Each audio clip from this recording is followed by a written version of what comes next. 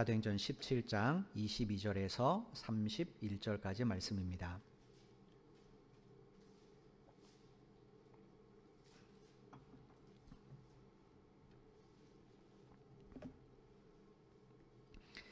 찾으신 줄 알고 제가 봉독해 드리도록 하겠습니다. 17장 22절입니다.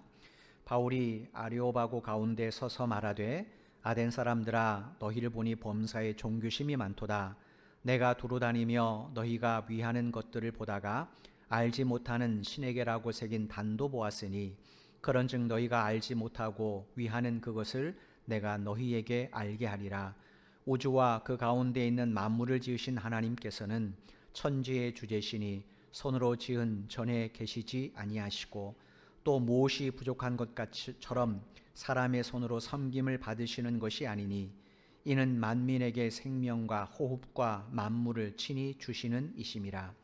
인류의 모든 족속을 한 혈통으로 만드사 온 땅에 살게 하시고 그들의 연대를 정하시며 거주의 경계를 한정하셨으니 이는 사람으로 혹 하나님을 더듬어 찾아 발견하게 하려 하심이로되 그는 우리 각 사람에게서 멀리 계시지 아니하도다. 우리가 그를 힘입어 살며 기동하며 존재하느니라. 너희 시인 중 어떤 사람들의 말과 같이 우리가 그의 소생이라 하니 이와 같이 하나님의 소생이 되었은즉 하나님을 금이나 은이나 돌에다 사람의 새긴 기술과 고한으로 새긴 것들과 같이 여길 것이 아니니라. 알지 못하던 시대에는 하나님이 간과하셨거니와 이제는 어디든지 사람에게 다 명하사 회개하라 하셨으니 이는 정하신 사람으로 하여금 천하를 공의로 심판할 날을 작정하시고 이에 그를 죽은 자 가운데서 다시 살리신 것으로 모든 사람에게 믿을 만한 증거를 주셨음이니라 하니라.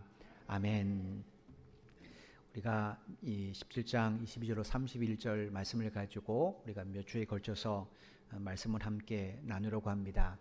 MBC 방송국에서 방영하는 프로그램 가운데 전지적 참견 시점이라는 예능 프로그램이 있습니다. 연예인들의 일정에 맞춰서 출연 장소 이동하는 것, 운전, 또 식사, 잡심부름 이걸 도맡아하는 매니저들 그들의 고통과 또 숨은 사연을 소개하는 그런 프로그램이죠. 이 프로그램의 제목인 전지적 참견 식견이라는 이 제목은 전지적 작가 시점이라는 것을 패러디한 그런 제목입니다. 전지적 작가 시점이 뭐냐면 소설을 서술해 갈 때 서술해 나가는 방식 가운데 하나예요. 보통 소설 안에서 이야기를 직접 이끌어간 사람을 가리켜서 우리가 서술자 이렇게 부릅니다. 이 서술자의 위치나 태도를 시점이라고 말해요. 예를 들어서 서술자가 소설 안에서 나라는 1인칭 인물로 이야기를 풀어간다. 그러면 그건 1인칭 시점의 소설이 됩니다. 그런데 소설 안에서 서술자가 직접 자기를 등장시키지 않아요. 마치 그 이야기 밖에 있는 사람처럼 이야기를 전개한다. 그럼 그건 3인칭 시점의 소설이라 이렇게 부릅니다. 이 3인칭 시점의 소설 가운데서 서술자가 마치 신처럼 그 이야기의 모든 것을 처음부터 끝까지 다 알고 그 다음에 그 상태를 풀어가는 방식이 있습니다. 그건 전지적 작가 시점이에요. 예를 들어서 어떤 이야기를 내가 들어서 어떤 이야기를 다 알아요. 근데 그 이야기 중에 나는 없습니다. 그런데 내가 회상하면서 그때 내가 그걸 봤어. 이렇게 전개하는 이야기들. 그게 바로 전지적 작가 시점이라는 그런 서술 방식입니다. 이 전지적이라는 게 뭔가? 전지적이라는 것, 이거는 사물과 형상의 모든 것을 다 안다는 의미입니다. 우리가 하나님을 전지하신 하나님이라고 말할 때 그 전지와 동일한 거예요. 하나님은 온 우주에 모르는 게 없어요. 다 아시는 분이에요. 우리가 드라마나 영화를 만들 때 보통 감독들은 이 전지적 작가 시점에서 작품을 만들게 되어 있습니다. 그래서 시청자들이 마음을 졸이고 안타까우면서 보는 극적인 장면들, 그런데 감독들은 별로 마음 졸이지 않습니다. 이거 뭐겠습니까? 다 알기 때문에 그래요. 그런데 시청자들은 그걸 몰라요. 그래서 가령 서로 만나야 하는 두 사람이 기차 사이를 두고 어긋난다. 그러면 마음이 막 졸이죠. 또 서로 잡히면 죽는 상황에 가까스로 목숨을 부지한다. 그러면 막 심지어 스트레스까지 받습니다. 이거 뭐겠습니까? 등장인물들의 상황, 감정, 전개과정, 이것 시청자들은 모릅니다. 관객들은 몰라요. 모르니까 그렇게 마음을 졸이는 거예요. 여러분, 우리가 살아가면서 어떤 사건이나 상황 때문에 두려워하거나 불안해하는 것, 이유가 뭐겠습니까? 이거는 우리가 1인칭 시점에서 나의 현실 혹은 내가 사는 삶의 현실을 바라보기 때문에 그래요. 우리 코로나19 사태도 마찬가지잖아요. 우리가 1인칭 시점에서 보니까 이게 두렵고 불안한 거예요. 왜냐? 내 곁에 어떤 확진자가 지나갈지 전혀 모르거든요. 또 내가 누구를 만났는데 그 사람이 어떤 상태인지 전혀 모르거든요. 1인칭 시점에서 보니까 늘 불안하고 두려워해요. 그런데 우리가 아는 바, 우리의 생명과 인생의 주인은 하나님이십니다. 그 하나님의 시점으로 보면 사실은 두려워하거나 불안할 것이 별로 없어요. 왜냐? 우리를 자녀 삼으신 아버지 하나님은 우리 인생 전반에 대해서 다 알고 계시기 때문에 그렇습니다. 이 부분에 대해서 예레미야 선지자는 구약 성경인 예레미야서에 보면 이렇게 우리에게 증언해 주고 있어요. 예레미야서 1장 5절 말씀입니다. 내가 너를 모태에 짓기 전에 너를 알았고 내가 배에서 나오기 전에 너를 성별하였고 너를 여러 나라의 선지자로 세웠노라 하시기로. 하나님께서 예레미야를 이 세상에 보내신 목적이 뭔가? 이 말씀 그대로 그를 성별해서 당신의 메시지를 전하는 선지자로 삼으시기 위해서 그래요. 그런데 여러분, 이제 막 태어난 아주 어릴 때 예레미야가 이런 하나님의 뜻을 알았겠습니까? 전혀 몰랐죠. 그런데 그의 삶은 성경 안에서 실제로 선지자의 삶으로 맞춰졌어요. 어떻게 그가 이런 삶을 살 수 있었는가? 그건 하나님께서 그의 인생의 직접적인 연출가가 되어주셨기 때문에 그렇습니다. 예레미야 선지자와 같은 이야기는 성경 속에 무수히 많아요. 믿음의 조상인 아브라함, 애굽의 노예로 팔려갔다가 총리가 된 요셉, 출애굽의 위대한 지도자인 모세, 이스라엘의 왕이 된 다윗, 성전을 최초로 건축한 솔로몬 왕, 바벨론 제국의 총리가 되었던 포로로 끌려갔던 다니엘, 이 기타 등등 수많은 성경 속에 등장한 사람들을 보면 모두 다 자기들의 인생에 그렇게 그려줄 줄은 전혀 몰랐습니다. 아는 사람 한 사람도 없어요. 아, 내가 이렇게 살아야지라고 계획해서 그렇게 살아간 사람은 성경 속에 별로 없습니다. 그런데 그들은 어떤 상황에도 믿음이 흔들리지 않고 하나님에 대한 믿음을 끝까지 지켜나갈 수 있어요. 어떻게 그들은 그렇게 할 수 있었는가? 그것은 이 믿음의 사람들이 항상 하나님의 전지적 작가 시점에서 자기의 현실을 바라봤기 때문에 그래요. 그래서 비록 현재 자녀가 없든 애굽에 팔려간 노예 신세든 처가살이하는 상황이든 사울왕의 칼을 피해 도망다니는 현실이든 아니면 그것과 상관없이 동떨어져서 포로로 끌려간 상황이든 그들은 언제나 변함없이 하나님을 찬양하고 하나님을 경외하고 그분의 말씀을 따라 살았습니다. 왜냐? 그들은 하나님의 시점에서 자기의 인생을 바라봤기 때문에 그래요. 코로나19 사태로 인해서 우리의 모든 일상이 무너졌습니다. 이런 현실 속에서 우리 그리스도인들이 필요한 시각이 뭔가? 저는 이런 하나님의 전지적 작가 시점의 신앙이 아닌가 이렇게 생각을 합니다. 여러분, 전지하신 하나님께서 지금 우리가 겪고 있는 이 사태의 원인, 결과 이거 모르겠습니까? 하나님은 다 알고 계세요. 다 알고 계십니다. 그 하나님 그런 아무것도 안 하고 계시는가? 그렇지 않습니다. 성경 속에 보면 하나님은 늘 당신의 택한 백성들이 위험할 때마다 그들이 모르게 그들을 도와주셨어요. 동일하게 하나님은 지금도 여러 가지 시스템, 의료 시스템이든 정부 시스템이든 이런 시스템을 통해서 우리를 돕고 계십니다. 다만 사람들은 그걸 모를 뿐이에요. 하나님이 사람에게 지혜를 주시고 하나님의 사람에게 여러 가지 시스템을 허락해 주시고 그래서 우리가 이것을 할 수 있는 겁니다. 여러분 한번 생각해 보십시오. 우리가 지금처럼 이렇게 실시간 예배를 드릴 수 있는 조건을 갖출 수 있다. 우리 교회 같은 시스템으로는 안 됩니다. 그죠? 그러나 하나님께서 몇몇 분들에게 지혜를 허락해 주셨어요. 자기도 전혀 해보지 않은 분야인데 지혜를 허락하셔서 우리가 함께 이렇게 실시간으로 예배를 드리고 있습니다. 이렇게 예배 드릴 수 있도록 하나님 허락하신 이 은혜가 얼마나 큽니까?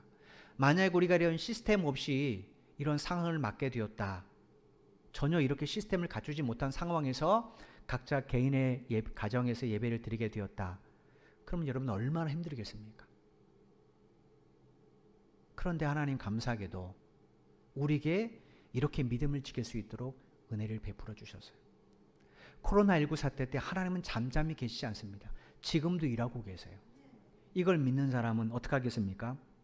당연히 모든 문제를 하나님께 맡기고 그분의 뜻을 구하고 그분이 원하시는 삶을 살아가겠죠. 특별히 지금 우리가 집사님이 기도한 것처럼 지구촌에 있는 모든 교회들은 사순절을 보내고 있습니다. 사순절이 어떤 날입니까?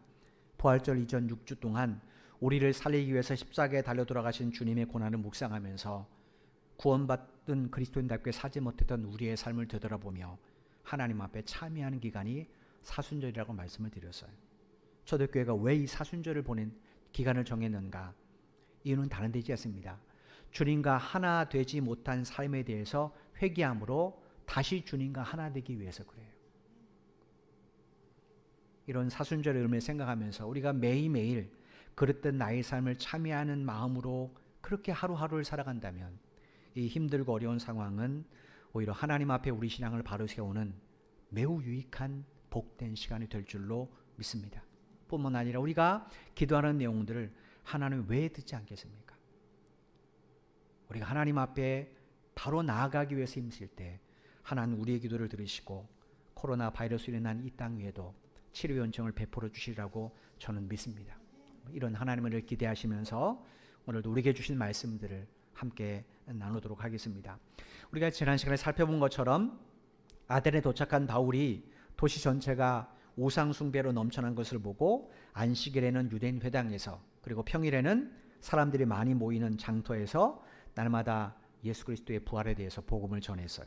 그랬더니 그곳에 있던 에피쿠로스 철학자들, 그 다음에 스토아 철학자들, 이들이 바울과 논쟁을 벌이다가 안 되니까 무슨 행동을 했습니까? 바울을 데리고 아레오바고로 데리고 갔어요. 이유는 뭔가? 바울이 예수의 부활에서 이야기하는데 도대체 자기들의 논리와 상식으로는 그 내용이 이해가 되지 않고 받아들여지지가 않기 때문에 그렇습니다. 왜냐? 한 사람이 죽었다 다시 살아났다는 것, 그것도 그 한 사람의 죽음으로 모든 사람의 죄가 사함받고 그 다음에 그 한 사람의 부활함으로 모든 사람의 영생을 받게 되었다. 이건 그리스 신학뿐 아니라 어떤 철학자도 말해준 적이 없는 내용입니다. 즉 태어나서 처음 듣는 내용이에요. 그런데 이게 받아들이기가 매우 껄끄러운 내용입니다. 그래서 이 철학자들이 바울에게 예수와 부활이 조금 더 자세히 듣기 위해서 그를 아리오박으로 데리고 갔어요. 이런 그들의 행동에 대해서 사도행전의 저자인 누가는 21절에 이렇게 기록을 해놨었습니다. 21절 말씀을 보십시오. 모든 아덴 사람과 거기서 나그네 된 외국인들이 가장 새로운 것을 말하고 듣는 것 이외에는 달리 시간을 쓰지 않음이더라. 계속해서 말씀드린 것처럼 아덴은 고대 시대 때부터 철학의 도시라고 불릴 정도로 지적 호기심이 매우 강한 그런 도시입니다.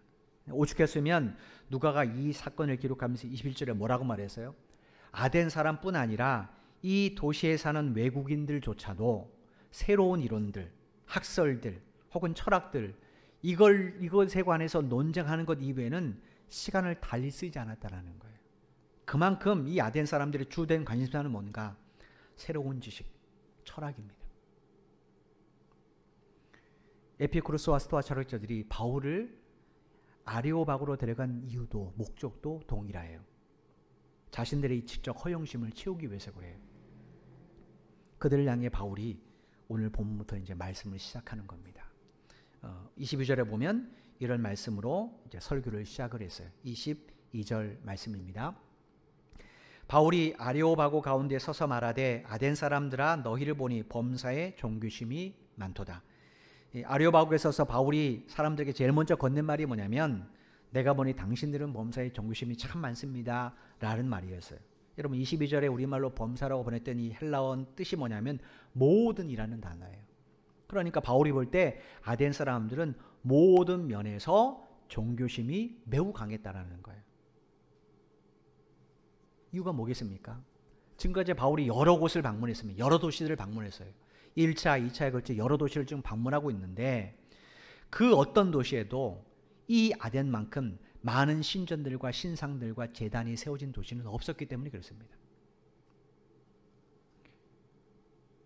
그런데 아덴 사람들이 경배대상으로 삼는 이런 것들은 사실은 진짜 신이 아니잖아요. 그죠? 우리가 알고 있는 바 한낱 쇠붙이나 돌 조각에 불과한 헛된 우상이지 이건 진짜 참신이 아니에요. 바울이 바로 이 사실을 알려주고 싶었던 겁니다. 그래서 23절에 보면 자기가 도시를 둘러보다가 발견한 한 제단을 이야기를 합니다. 23절 말씀을 보십시오. 내가 두루 다니며 너희가 위하는 것들을 보다가 알지 못하는 신에게라고 새긴 단도 보았으니 그런즉 너희가 알지 못하고 위하는 그것을 내가 너희에게 알게 하리라. 바울이 아덴 사람들이 경배 대상으로 한 우상들을 쭉 둘러보다가 한 독특한 제단을 보았다라는 거예요. 근데 제단에 무슨 글귀가 있었는가? 알지 못하는 신에게라는 글귀가 제단에 기록되어 있었어요. 23절에서 우리말로 알지 못하는 이라고 번역된 이 헬라어가 아그노스토스라는 단어입니다. 이 뜻이 뭐냐면 인식이 불가능한 이런 뜻이에요. 그러니까 쉽게 말하면 태어나서 한 번도 들어본 적이 없는 신들을 위해서라는 제단입니다. 여러분, 아덴 사람들은 어릴 때부터 그리스 신화를 듣고 자랐습니다. 제우스 신을 비롯해서 그리스 신화에는 헤라, 디오니소스, 아레스, 아테나, 포세이돈 같은 주신이 12명이 등장합니다. 그리고 이들의 아내, 이들의 자식도 다 신이에요. 그러니까 이거 다 합치면 그 신이 어마어마한 숫자입니다.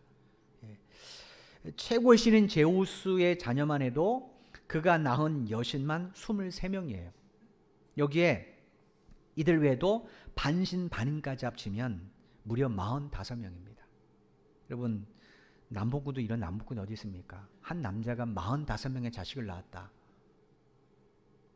그러니 여러분, 12명의 신들이 낳은 자식들 다 합치면 그 수가 얼마나 크겠습니까? 그런데도 아덴 사람들은 그 그리스 신화에 없는 자신들이 알지 못하는 또 다른 신들을 위한 제단을 지금 쌓았다라는 거예요. 왜 이들이 이런 희한한 제단을 쌓았는가? 그거는 신화 때문에 그렇습니다. 신화. 그리스 신화에 보면 이런 내용들이 있어요. 주전 6세기경에 이 신들이 아덴에 형벌을 내렸는데 심각한 전염병이 아덴에 퍼졌다고 그래요. 이건 팩트가 아닙니다. 신화에 있는 이야기예요. 6세기에 아덴이 신들의 징벌 때문에 전염병 창궐해서 큰 고통을 받았어요. 그때 아덴의 정치가였던 솔론이라는 사람이 이 전염병을 막기 위해서 급히 한 사람을 아덴으로 부릅니다. 누구냐면 그레타 사람인 에피메니데스라는 사람이에요. 이 에피메니데스라는 사람이 누구냐면 기원전 6세기경에 그 지중해 있는 크레타 섬에 살고 있는 철학자라고 해요. 유명한 철학자라고 합니다. 그리고 시인이라고 그래요. 이 사람을 왜 정치가인 솔론이 아덴으로 불렀는가? 이유가 있습니다. 이 사람이 시를 통해서 신들을 많이 찬양했기 때문에 신들이 이 사람을 굉장히 총애했다라는 거예요. 그래서 이 솔론이 생각하기에 이 신들이 사랑하는 이 에피메니데스가 이 아덴에 와서 신들에게 이 전염병을 좀 제거해달라고 기도해주면 신들이 자기들이 좋아하는 사람이니까 들어주지 않겠는가, 이런 논리입니다. 굉장히 상식적인 이야기예요. 그런데 이게 정확하게 맞아떨어졌어요. 실제로 이 에피메니데스 때문에 아덴은 전염병으로 또 해방을 받게 됩니다. 그래서 이제 에피메니데스가 아덴 사람들에게 봐라, 신들이 너희들을 구해주지 않았냐, 전염병으로부터. 그러니까 신들에게 감사하자. 그리고는 아덴에 세워지는 모든 신상들에게 다 제사를 드리도록 했습니다. 그런데 한 가지 걸린 게 있어요. 그게 뭐냐? 이 에피메니데스가 두려운 게 있었는데 그게 뭐냐면 혹시 자기가 몰라서 왜냐하면 신들이 너무 많으니까 자기가 몰라서 제사하지 못하는 신이 있을 경우에 그 신이 이거 봐라, 나를 차별해? 하고 화를 내면 자기의 그 신이 저주를 내릴 것 아닙니까? 그죠? 에피페니데스라는 사람이 이게 두려웠던 거예요. 내가 이렇게 신들에게 다 제사를 드렸는데 혹 내가 빼먹은 저 신이 있어서 그 신이 노예해서 나에게 저주를 내리면 그럼 자기는 어떻게 될까? 그래서 급히 아덴 사람들에게 요청을 한 겁니다. 제단 하나 다시 쌓자. 그리고 그 제단의 글귀를 뭐라고 썼습니까? 알지 못하는 신들에게. 그리고 거기에 흰 양과 검은 양을 제물로 바쳤다라는 거예요. 이 신화에서 유래된 제단이 바로 지금 바울이 23절에 말하는 알지 못하는 신에게라는 제단입니다. 이 제단이 얼마나 오래된 유물입니까? 기원전 6세기면 바울이 방문했을 때 적어도 600년 정도 넘는 그런 제단이에요. 그만큼 아덴 사람들은요, 누군지도 모르는 존재를 향해서도 제사를 드렸던 거예요. 그러니 바울이 보기 얼마나 마음이 아프겠습니까? 그래서 지금 바울이 자, 너희들 이 제단, 너희들이 알지 못하는 그 신이 있다는 사실을 알지. 근데 그 신이 누군지 내가 지금 설명해 줄게. 라고 이야기를 시작하는 것이 지금 24절부터 이야기예요. 24절 말씀 보겠습니다. 우주와 그 가운데 있는 만물을 지으신 하나님께서는 천지의 주제신이 손으로 지은 전에 계시지 아니하시고, 조금 전에 말씀드린 것처럼 그리스 신화 속에는 많은 신들이 등장합니다. 성경 역사학자들에 의하면 2000년 전 바울이 이 도시를 방문했을 때 아덴 전역에 약 3만 개의 크고 작은 신들과 신상들이 있었을 것이다, 이렇게 추측을 해요. 그런데 그것들 가운데 참신이 있습니까? 참신은 하나도 없어요. 왜냐? 그 모든 것들, 그 모든 신들과 신상들은 다 누구의 손끝에서 나온 겁니까? 사람들의 손끝에 의해서 만들어진 조각품들이에요.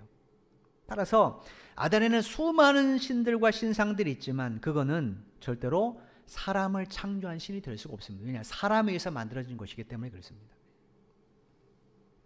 그런데 바울이 믿는 하나님은 어떤 하나님이에요? 온 세상을 창조하셨을 뿐 아니라 인간도 창조하신 유일한 창조주입니다. 그래서 사람은 하나님을 형상화할 수 없습니다. 하나님의 사람을 만들었으니까 사람은 뭘 조각 만들어서 하나님을 그 안에 담을 수가 없는 겁니다. 바울이 바로 이 이야기를 이해하고 싶은 거예요. 그래서 24절에 보면 하나님을 누구로 소개했냐면 천지의 주제라고 소개했습니다. 이 주제라는 이 단어, 헬라어 단어가 퀴리오스라는 단어인데 우리말로 번역하면 주인이라는 뜻입니다. 온 세상을 창조하신 그 하나님이 온 세상의 주인이시라는 거예요. 주인이기 때문에 이 세상에 대한 소유권, 통치권 다 누구에게 있습니까?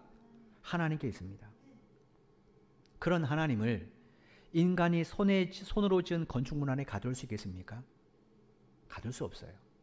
이사야 66장 1절에 보면 하나님이 친히 말씀하시기를 하늘은 나의 보좌요 땅은 나의 발판이다, 이렇게 말씀하셨어요. 그런 하나님을 어떻게 사람의 손으로 지은 건축물 안에 모실 수가 있겠습니까? 그리스 사람들은 자기들이 믿는 신들을 건축물 안에 모셔뒀어요. 신상으로 만들어서. 그리고 그것이 제우스다, 그것이 우리를 지킨 신이다라고 이야기했습니다. 그런데 하나님은 결코 사람이 만든 건축물 안에 모실 수가 없어요. 그거는 만약에 그런 신이 있다면 그건 사람보다 못한 신일 뿐입니다. 바울이 바로 이야기를 하는 거예요. 그래서 아덴 사람들에게 하나님은 손으로 지은 전 건축물에 계시지 않는다, 이렇게 이야기한 겁니다. 그런데도 역사에 얼마나 많은 사람들이 그 하나님을 자신이 생각하는 장소에 가두려고 노력했는지 몰라요. 예루살렘 성전을 건축한 솔로몬 왕, 이 솔로몬 왕은 인간의 이런 어리석음이 굉장히 염려됐습니다. 그래서 그가 예루살렘 성전을 완공한 후에 하나님 앞에 봉헌을 할 때, 그때 모든 백성들이 듣도록 하나님 앞에 이런 기도를 드렸어요. 열왕기상 8장 27절 말씀입니다. 제가 표준 세번역성을 읽어드릴게요. 그러나 하나님께서 땅 위에 계시기를 우리가 어찌 바라겠습니까? 저 하늘 위의 하늘이라도 주님을 모시기에 부족할 터인데 제가 지은 이 성전이야 더 말하여 무엇 하겠습니까? 솔로몬 왕이 지은 성전은 길이가 약 27m예요. 넓이가 9m입니다. 높이가 13.5m예요. 굉장히 거대하고 굉장히 웅장한 건축물입니다. 그 당시 최고의 건축 자재로 이 성전을 지었어요. 그런데 아무리 거대하고 웅장한 건축물이라도 하나님은 그 안에 모실 수 없는 분입니다. 그럼에도 솔로몬 왕은 왜 심혈을 기울여서 예루살렘 성전을 건축했는가? 이유는 하나님이 그곳에 계시기만 바라는 마음 때문이 아닙니다. 솔로몬 왕이 정말로 건축한 중요한 목적이 뭔가? 성전이라는 공간에서 드리는 이 예배를 통하여 이스라엘 백성들이 성전 밖 일상생활에서도 그 하나님을 의식하고 그 하나님과 동행하는 삶을 살게 하기 위해서 그래요. 만약에 성전이 없으면 어떻겠습니까? 각자 자기 방식대로 예배를 드리겠죠. 그게 하나님이 원하는 방식인지 그게 하나님이 원하는 예배인지 전혀 생각도 안 합니다. 자기 나름대로 예배를 드려요. 그러면 그렇게 예배를 드리면 삶에서도 어떻게 하겠습니까? 자기 나름대로 신앙생활을 한단 말이에요. 하나님의 말씀과 상관없이 자기 나름대로 신앙생활을 하는 것은 올바른 신앙인이 아닙니다. 그래서 하나님께 솔로몬 왕을 통하여 예배를 허락하시고 그 예배를 통하여 당신의 말씀을 주심으로 그 말씀과 더불어서 우리의 일상생활이 죄와 싸워야 되는 삶임을 가르쳐 주시고 그 말씀을 붙잡고 살아가게 하시기 위해서 그 하나님을 의식하며 살아가기 위해서 하나님이 성전을 지은 것이고 성전을 허락하신 것이고 솔로몬 왕도 그런 마음으로 성전을 지은 겁니다. 그래서 이 솔로몬 왕이 성전을 건축하고 봉헌식 때 백성들에게 이어서 이렇게 기도한 후에 명령을 내렸어요.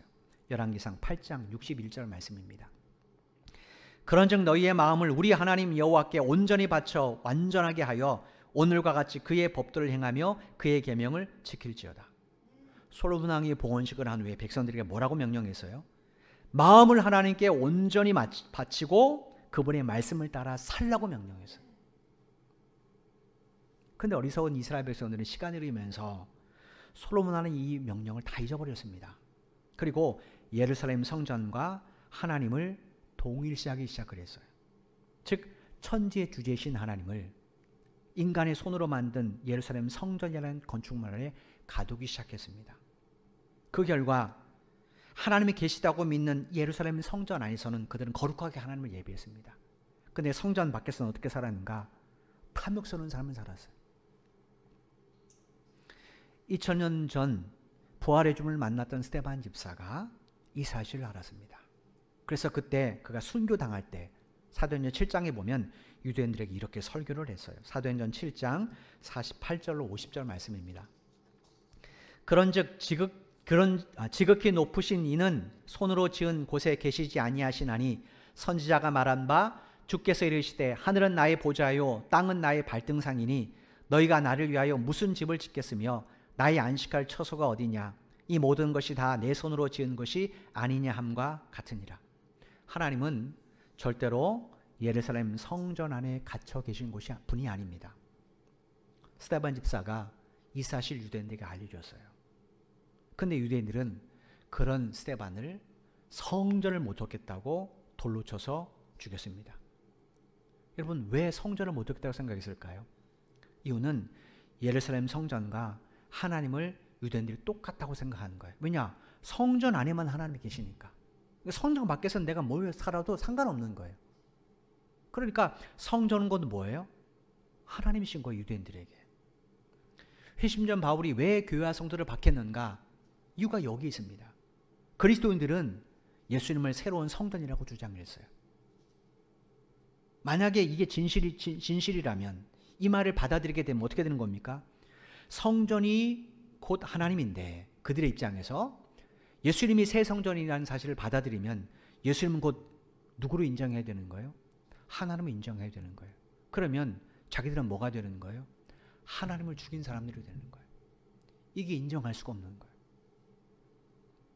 그래서 그들은 바울을 비롯한 유대인들은 기독교인들을 박해하고 그리고 핍박했던 겁니다. 그랬던 바울이 다메섹 도상에서 부활의 주님을 만났어요. 만나고 나서 그게 제일 먼저 깨달은 게 뭔가?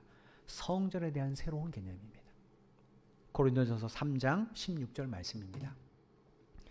너희는 너희가 하나님의 성전인 것과 하나님의 성령이 너희 안에 계시는 것을 알지 못하느냐. 고린도전서 6장 19절 말씀입니다.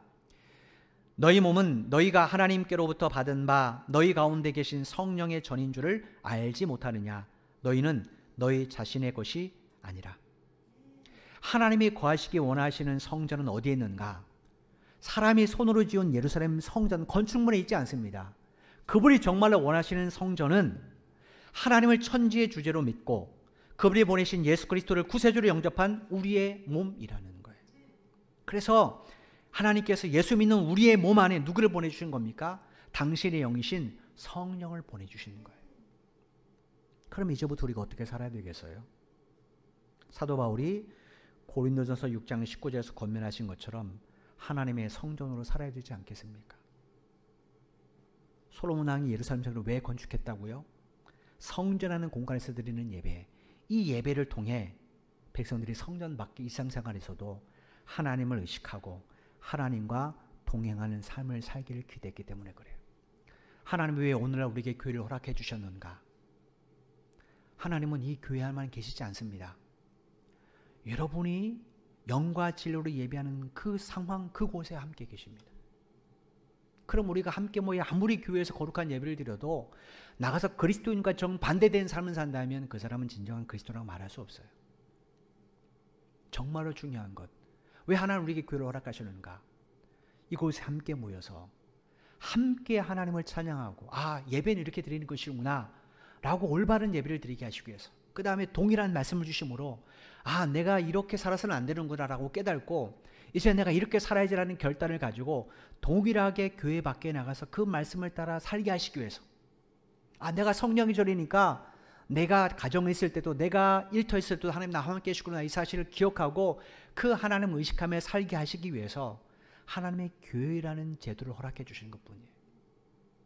그러므로 정말로 이 코로나 상황 속에서 우리가 정말로 해야 될 일이 뭔가? 올바른 그리스도인이 되는 일입니다. 그냥 아무도 안 본다고 해서 대충 파자마 입고 그렇게 예배드리는 것은 결코 하나님이 받지 않으신 예배입니다. 그건 종교적 형식이에요. 내가 어디서 예배를 드리든 정말로 하나님이 내 앞에 계시다는 사실을 인정한다면 내가 내 몸을 단정하게 하고 마음을 단정하게 하고 성경을 펼쳐들고 찬송가를 펼쳐 읽고 그 순서 하나를 내가 올바로 따라 함께 예배해야 됩니다. 제가 언젠가 말씀드렸지만 예배는 목사가 드리는 것 아니에요. 예배는 바로 예배에 참석한 한 분 한 분이 드리는 겁니다. 목사는 다만 예배를 인도할 뿐이에요. 이렇게 드리는 겁니다. 그리고 하나님의 말씀을 대신 전해주는 것뿐입니다. 그 말씀을 받는 사람은 목사를 포함하는 모든 성도들이에요. 그리고 여러분, 우리가 잠시 동안 함께 예배드리지 못해도 여러분 있는 처소에서 교회에 나와서 예배하는 것보다 더 경건하게 예배를 드리셔야 돼요. 11시 됐다, TV 켜, 저 컴퓨터 켜, 이게 아니라 우리가 함께 10분 전에 똑같이 나의 삶을 회개함으로 준비하고 그리고 찬양함으로 준비하면서 하나님을 영과 진리로 바르게 예배해야 돼요. 그런 예배를 드릴 때만이 우리의 삶의 현장이 달라질 수가 있는 겁니다. 지금 여러분들도 일터에 가시면 나 예수 믿는 사람이나 교회 다니라고 말하기가 참 어려운 상황일 겁니다. 그런데 여러분의 삶을 보면서 그분들이 저 사람 교회 다니는 것 같아 라고 말해야 됩니다. 저 사람 분명히 예수 믿는 사람일 거야 라고 말해야 돼요. 내 신분만 신천지처럼 급격히 숨치는 건 그건 올바른 그리스도인 삶이 아닙니다. 내가 신분을 밝히지 않아도 당당하게 내 삶을 보면 사람들이 저 사람은 정말 올바른 교회를 다니는 사람 같아 라는 칭찬을 받는 사람이 되어야 돼요. 그게 참된 예수를 믿는 사람들의 모습이라는 거예요. 하나님은 왜 우리의 몸을 성도로 삼으셨는가? 우리로 하여금 하나님을 바르게 예배하고 그 예배를 통해 교회 밖에서도 그 하나님을 바르게 삶을 통해 증거하게 하시기 위해서입니다. 그러므로 저나 여러분 모두 하나님의 성도로 부름받은 이상 우리가 하나님을 예배하는 일과 그리고 하나님 말씀을 따라 사는 일에 우리가 게을리거나 소리하면 되겠습니까? 오히려 우리가 일에 더 열심을 내야 될 겁니다. 비록 우리가 함께 예배하지 못하지만 여러분 처소에서 하나님을 향한 마음을 가지고 살아가야 될 겁니다. 그럴 때 하나님은 예루살렘 성전을 통하여 이스라엘 백성들의 삶의 일터에 복을 베풀어 주셨던 것처럼 이 어려운 시기에 저나 여러분의 가정과 일터에도 복을 베풀어 주실 것입니다.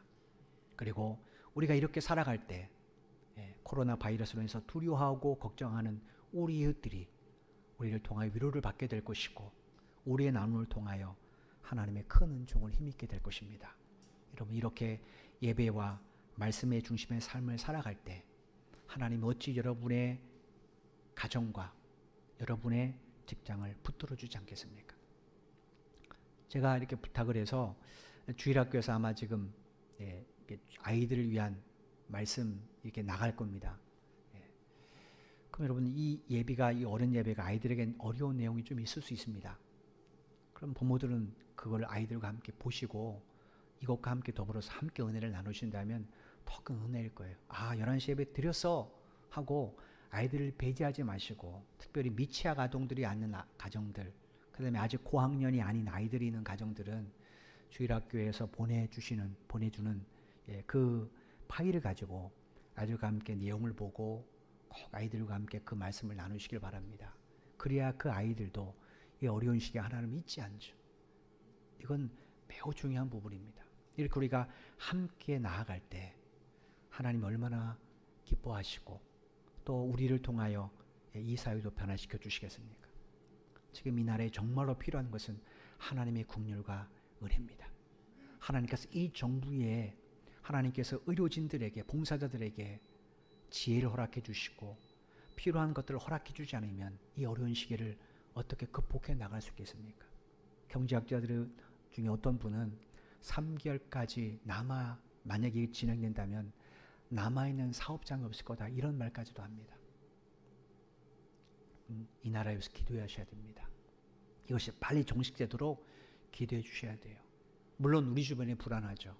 그래도 우리는 불안한 마음을 전파하는 사람들이 아니라 위로의 마음을 전하는 사람이 되어야 됩니다.